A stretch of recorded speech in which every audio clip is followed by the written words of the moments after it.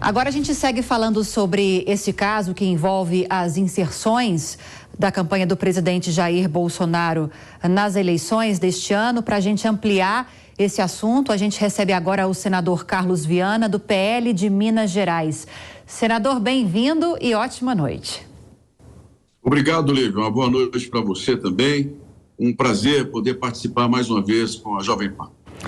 Agora, senador, queria, para a gente começar, ouvir o senhor a respeito de todo esse caso que veio à tona mais no começo da semana, desde as denúncias que foram anunciadas, e informadas à imprensa por meio do ministro de Comunicação, Fábio Faria, e que depois a própria campanha entrou com uma ação no TSE para que houvesse uma investigação dessas suspeitas de irregularidades nas inserções do presidente Jair Bolsonaro, principalmente em rádios do Norte e Nordeste, mas um pedido que foi rejeitado pelo presidente do Tribunal, Alexandre de Moraes. Primeiramente, queria te ouvir a respeito deste caso. Qual é a análise do senhor?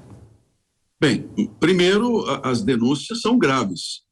Nós precisamos saber, e é a função do tribunal, nos dizer se houve dolo, se houve má-fé por parte das emissoras, que são uma concessão pública, ou se isso pode ter sido um mapa errado, uma interpretação incorreta da lei. Eu estava acompanhando a sua fala agora há pouco e lhe dou os parabéns por dizer que é um momento em que nós precisamos ter muito cuidado com o que se fala, é um momento de muita radicalização, mas nós não podemos deixar passar pontos importantes que podem nos indicar, inclusive, melhoras no sistema eleitoral para o futuro do país. Se nós temos um candidato, independentemente do lado dele, que foi prejudicado nas transmissões, o que foi que aconteceu?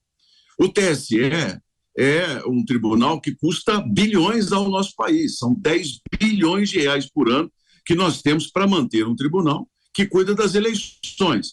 Não vou aqui dizer se ruim ou se bom, porque é da natureza da Constituição e, naturalmente, nós não somos donos da verdade, mas é um tribunal que deveria nos dar mais conta. Ele deveria, sim, ter a atribuição de dizer o que está acontecendo. Quando nós temos determinadas situações, como a Jovem Pan, por exemplo, foi proibida de citar determinadas questões em relação a um dos candidatos. Não houve uma rapidez, não houve um controle muito firme por parte daquele que assumiu hoje, praticamente sozinho, as decisões em todo o país, que foi o ministro Alexandre de Moraes. Então, por que na hora que se tem uma denúncia grave dessa, mostrando que pode existir uma falha muito forte do tribunal, o ministro lava as mãos? Porque é do outro lado. Isso nos gera surpresa, preocupação e, em alguns casos, até revolta. Eu e os nossos senadores do PL estamos dispostos, demos entrada hoje à tarde, num pedido de criação de uma CPI para investigarmos a questão do horário eleitoral. Fui um dos primeiros a assinar, juntamente com o senador Reins, do Rio Grande do Sul. Nós queremos as 27 assinaturas. Não é uma CPI para apoiar este ou aquele candidato, ainda que o presidente Jair Bolsonaro seja do nosso partido. É uma CPI para que a gente possa melhorar as questões eleitorais no país. Recentemente dei uma entrevista aqui à Jovem Pan, em que eu estou convicto, como senador, de que nós precisamos, no ano que vem, rediscutir os limites do Supremo Tribunal Federal e do Tribunal Superior Eleitoral. A liberdade que a Constituição deu, a proteção que o Constituinte deu aos nossos ministros para que não houvesse governo de exceção mais no Brasil, como foi na ditadura, hoje virou ativismo político. Hoje nós temos decisões em que os ministros estão legislando. A questão dos freios e contrapesos deixou de existir. Não existe mais entre os poderes a autonomia e a isenção. O judiciário chamou para si toda uma decisão do país, independentemente do parlamento ou não. Então é hora de uma autocrítica do judiciário brasileiro, uma autocrítica, eles são capazes disso. Mas é hora também do parlamento começar a dar respostas. E o meu primeiro passo, nosso primeiro passo do PL, será essa CPI. O que aconteceu? Houve dolo? Má-fé? Há uma falha na legislação? Então vamos começar a corrigir. Inclusive, mais cedo, no jornal Jovem Pan, senador, a gente estava conversando com a deputada federal Carla Zambelli, que estava falando sobre uma movimentação parecida na Câmara dos Deputados. Eu não sei se é o mesmo teor. O senhor fala de CPI para investigar o horário eleitoral e ela nos falou sobre a criação de uma CPI na Câmara dos Deputados, que já teria 50 assinaturas, mas são necessárias 171, pelo menos, no caso da Câmara dos Deputados. Essa CPI investigaria especificamente esse caso que envolve as suspeitas de irregularidades nas inserções do presidente Jair Bolsonaro. Inclusive, eu a questionei sobre o momento que a gente está vivendo. As eleições vão acontecer em segundo turno daqui a 3 dias. No caso da Câmara dos Deputados, fim de mandato para todos os deputados. Alguns foram reeleitos, né? Parte da casa vai permanecer. Sobre a possibilidade de dar andamento nessas discussões nesse momento. E passo essa pergunta para o senhor também. É possível que essa discussão fique só para o próximo ano ou há movimentações para que isso seja implementado ainda em 2022? Esse é um outro ponto, Olívia, que a nossa Constituição, a meu ver, também tem que ser discutida numa reforma política futura. Os presidentes das casas têm um poder muito grande de decisão sobre o colegiado. A CPI, se o presidente do Senado entender que não deva ser aberta agora, ele pode naturalmente ler o requerimento só no ano que vem. Nós vamos insistir com o Rodrigo Pacheco, tenho certeza ele terá sensibilidade sobre esse assunto, em que a gente comece a discutir isso já agora, logo depois das eleições. Nós não queremos essa semana tumultuar absolutamente nada, não vejo, inclusive, que isso seja motivo para adiamento de eleições, nada disso, mas vejo aqui uma necessidade de resposta que depende. No nosso caso do Senado, a maior parte dos senadores, inclusive do PL, continuam no mandato como eu, e vamos manter essa discussão. Vamos ampliar isso. Rádios, televisões são concessões públicas em nosso país. Como concessões públicas, têm responsabilidades que têm que ser prestadas. Quem está na vida pública, seja parlamentar, seja prestando serviço, tem que dar declarações. E nós estamos assistindo esse vácuo, vamos dizer assim, jurídico no Brasil, em que um tribunal como o TSE, por exemplo, delega ao presidente Alexandre de Moraes o poder de toda a corte. Ora, isso é um absurdo. Isso é como eu, o senador, e os meus colegas delegássemos ao presidente da casa o poder de decidir sozinho todas as questões do Senado. O poder tem que ser dividido, ele tem que ser compartilhado, isso é base da República. O que nós estamos assistindo, inclusive nos votos que foram dados, de que esse é um momento excepcional, demonstra com clareza que não há mais limites. A questão do STF, por exemplo, em determinadas decisões, que nós somos obrigados a respeitar, porque é uma corte constitucional, é uma corte que tem toda uma proteção jurídica, nós precisamos dela independente, precisamos dessa corte, que a justiça, o judiciário, ele seja imparcial, que ele seja independente. Isso é uma importância grande, mas nós precisamos ter limites, gente. É disso que eu estou falando. Essa CPI pode ser o princípio de nós discutirmos toda a estrutura do sistema eleitoral brasileiro. E aqui a própria oposição pode compartilhar conosco dessas questões. Vamos ouvir o responsável pelo envio dos boletins, vamos ouvir o responsável pelo acompanhamento, vamos ouvir esse servidor do TSE que foi exonerado, saber o que aconteceu de verdade, o que já disseram que são declarações infundadas. Vamos saber, a sociedade brasileira tem um direito lá no final de dizer assim, olha, realmente era infundado. Não, há aqui questões que foram lá deixadas de lado por pessoas indicadas politicamente inclusive pelo PT, que não foram levadas em consideração. Pode ter acontecido? Pode. A nossa função como parlamentares, e uma CPI é o melhor lugar para isso, é darmos essas respostas. Nós não podemos mais ficar ouvindo, observando as decisões de uma corte que toma para si todo um poder de 220 milhões de pessoas e não dá respostas, não quer nem dar esclarecimento à sociedade. Não. É hora da gente rediscutir e corrigir essas falhas. Eu volto a dizer, ninguém está aqui para tumultuar o sistema eleitoral, ninguém está aqui para poder dizer que a justiça eleitoral não é boa, pelo contrário, talvez num país tão heterogêneo como o nosso tenha que ter mesmo uma justiça para poder centralizar, mas nós não podemos ter uma ditadura, uma pessoa somente tomando decisões e sendo protegida, inclusive, pelas casas. o Senado tem a obrigação de fiscalizar e de dar respostas. É esse ponto que eu estou colocando aqui. Vamos discutir republicanamente, por que não? É a nossa função como parlamentares. Agora, senador, o nosso comentarista de hoje, Alan Galo, quer participar dessa conversa também. Sua pergunta, Alan. Senador Alan Galo, um prazer falar com o senhor. Evidentemente que aqui ninguém quer causar tumulto, né? Eu imagino que todo o debate dentro do Senado ele se paute por princípios republicanos. Mas fato é que essa nossa conversa sobre o TSE, sobre as competências, ela basicamente se resume à questão do ativismo judicial.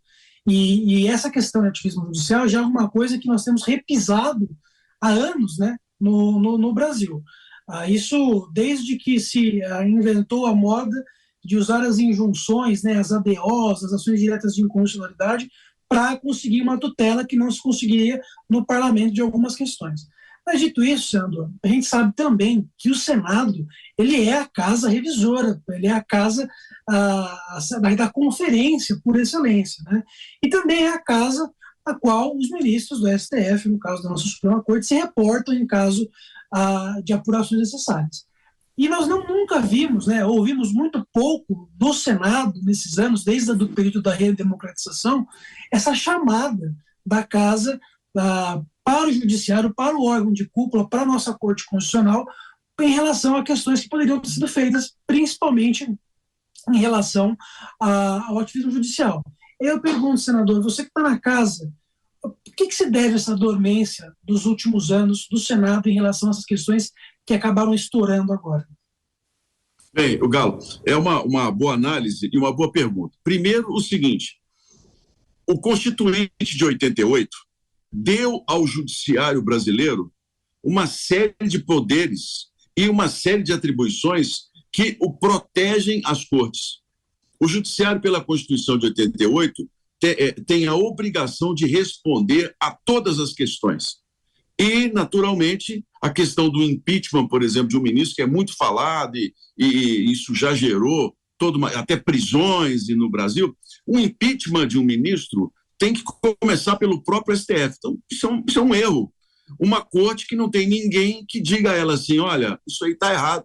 Não uma corte que não tem ninguém que controle o ministro. Ela, por si só, é quem tem que dizer, e depois o Senado dá sequência a esse processo. A CPI, hoje, ela pode nos dizer se houve dolo também por parte de algum dos ministros, não só do Supremo, mas do próprio STJ. Essa CPI pode nos dizer se nós tivermos ali a confirmação, por exemplo, de uma prevaricação, não cumpriu com a função dele de mandar investigar. É um crime. Aí a coisa muda de figura. Porque, da maneira como nós estamos hoje, o Galo, é o seguinte, o ministro, ele mandou abrir um inquérito, ele está investigando e ele vai dar a sentença. Isso é contra a tradição do direito brasileiro. Mas onde está escrito na lei que não é permitido? Onde está escrito que o limite para a atuação de um ministro supremo é esse que está aqui? Não tem. A Constituição não foi clara nesse aspecto. E ontem, inclusive, numa conversa com o presidente do Senado, eu coloquei com muita clareza a necessidade de que nós tomemos algum tipo de ação. Coloquei para o presidente, olha, nós precisamos responder à sociedade. E um dos principais pontos é seguirmos o próprio rito constitucional, porque ninguém está aqui para poder desrespeitar o outro poder, como, na minha opinião, o STF tem desrespeitado o Senado em várias situações. Nós temos que seguir o que está na Constituição. Um dos primeiros passos qual é? Criarmos uma PEC, uma proposta de emenda constitucional, um instrumento em que, quando não houver uma legislação própria sobre determinado assunto, o Supremo não pode dar uma decisão, tem que devolver ao Parlamento uma consulta com prazo, inclusive, para a resposta. É um dos primeiros passos para que a gente volte a reequilibrar os poderes, porque hoje tudo vai parar no Supremo, desde habeas corpus até qualquer situação cai na corte. E lá começa. Não, a lei diz isso, mas o nosso entendimento é esse. A sociedade quer isso. Isso não é legislação, isso é ativismo, como você disse. E cabe a nós entrarmos nessa discussão. Esse momento é um momento novo, inclusive para o parlamento, porque até bem pouco tempo nós tínhamos ministros que praticavam os freios e contrapesos paravam. Até, eu cito, por exemplo, o ministro Gilmar Mendes, que numa decisão sobre a questão da Lei Candir, que tratava sobre impostos em minério para exportação, o ministro respondeu com muita clareza: não cabe ao judiciário determinar a alíquota de impostos, cabe ao parlamento, e devolveu para que a gente possa responder. Isso sim é uma boa relação entre os poderes. Não é o que acontece hoje. Nós temos ministros mais recentes, como o ministro Barroso, por exemplo, como o próprio ministro Alexandre de Moraes, que estão legislando. E aí nós podemos dizer assim: eles estão cometendo crime? Não. Por quê? Porque a Constituição, ela dá essa liberdade ao Supremo Tribunal Federal. E somos nós quem temos que corrigir. Não se trata de constituinte, nada disso. Se trata de nós hoje observarmos o momento político, que é diferente do momento da Constituição de 88, de um país que saía de um governo militar, de um país que preservava a questão dos direitos humanos, precisava recuperar os direitos civis, né, fortalecê-los. Hoje não. Hoje nós somos uma democracia e nós do parlamento é quem temos que dizer quais são os limites, inclusive para a atuação do judiciário. Mas você quer colocar censura no Supremo? Nada disso. Eu quero deixar claro onde começa e onde termina a atribuição dos ministros. O Senado é a casa revisora, mas é uma casa revisora que tem que agir dentro do rito constitucional. Ninguém quer essa quebra. O que está acontecendo hoje é que o país está estarrecido. Há uma concentração de poder nas mãos de poucas pessoas e essa concentração está desequilibrando a República. E chegou agora às eleições. Os mesmos pontos, as mesmas decisões, as mesmas formas de se tomar, de se criar as resoluções do Supremo, se chegou ao TSE. Olha, eu entendo isso, eu entendo aquilo, a sociedade entende isso. Não, nós temos que ter regra. Onde é que está a lei sobre esse assunto? Então, esses últimos, pelo menos nesses 4 anos, nós temos discutido muito sobre a nossa atuação. E eu espero, com sinceridade, que na próxima legislatura, independentemente de quem ganha as eleições no domingo, o Senado seja a casa que inicie uma grande discussão sobre essa questão dos freios e contrapesos no relacionamento entre os poderes do país. Pois bem, acabamos de conversar com o senador Carlos Viana, do PL de Minas Gerais, analisando essas discussões no judiciário que envolvem as suspeitas de irregularidades nas inserções na propaganda eleitoral de Jair Bolsonaro e também sobre outras decisões da Suprema Corte e do TSE. Obrigada, senador, pela entrevista. Ótima noite. Vocês também, um bom trabalho. Muito obrigado a todos. Muito obrigada.